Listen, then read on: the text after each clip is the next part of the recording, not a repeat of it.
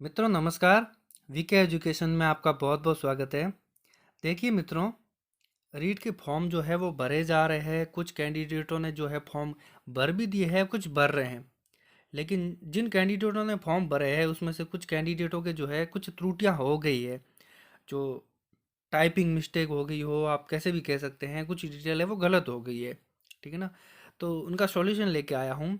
मैंने भी जब फॉर्म भरा था तो मुझे फॉर्म भरा तब पता नहीं चला, जब मेरा रिजल्ट आया, मेरिट लिस्ट आई, उसमें जब मैंने नाम देखा तो जो मेरे पिताजी के नाम के आगे जो दिक्कत आई, जो नाम गलत हो गया था, तो फिर काउंसलिंग इस समय जो है मेरी थोड़ी दिक्कत आई थी। मैं आपसे बताऊंगा कि क्या हुआ था, वो सारी चीज़ें शेयर करूंगा। लेकिन जो भी कैंडिडेट अभी जो फॉर्म भरे हैं उनको ध्यान में रखना है कि जो आपके पास में ऑफलाइन जो पेज है उसमें सारी डिटेल डाल देनी है। उसके बाद में ही आपको ऑनलाइन फॉर्म भरना है, ताकि किसी भी प्रकार की जो है वो त्रुटि नहीं हो। ठीक है ना। तो सबसे पहले आप ऑफलाइन फॉर्म भर दीजिए, सारी डिटेल जो है उसमें डाल दीजिए। उसके बाद में सारा काम जो ऑनलाइन में करना है वो करिए।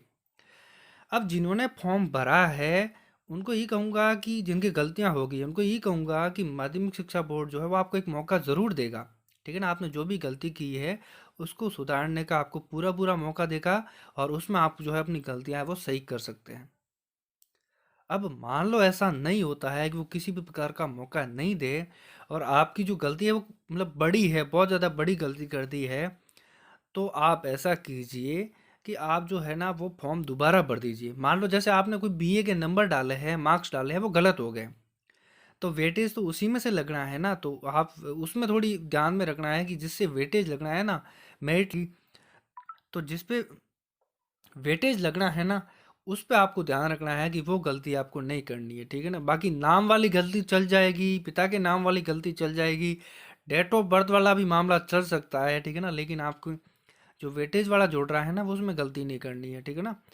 अब मेरे साथ जो हुआ वो मैं आपको बता रहा हूँ। तो आप ये करना कि आपको जो माध्यमिक शिक्षा बोर्ड ऐसा मौका नहीं देता है तो आप दोबारा फॉर्म भर देना, और जो लास्ट में फॉर्म भरा जाता है वही मान्य रहता है। ठीक है ना।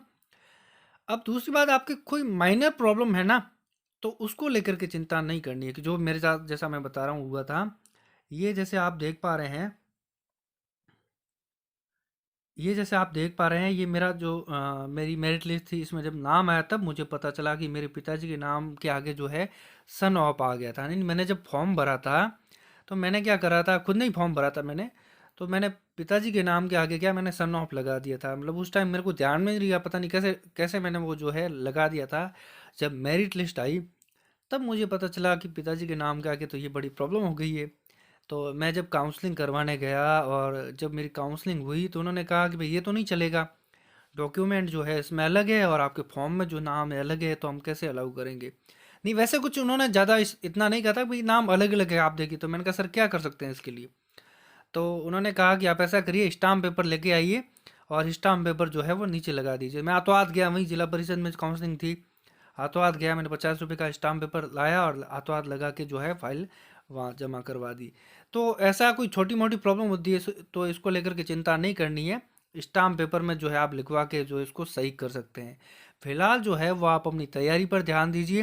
ये छोटी मोटी प्रॉब्लम जो है वो आपको कई अड़चने नहीं आने देगी। आपने सिलेक्शन कर दिया मतलब आप टीचर हो, भावी टीचर हो, आपको कोई नहीं रोक सकता। ठीक है ना। तो सिलेक्शन पर ध्यान दीजिए, ये छोटी मोटी प्रॉब्लम है वो होती रहेगी। बहुत बहुत धन्यवाद। जय हिंद।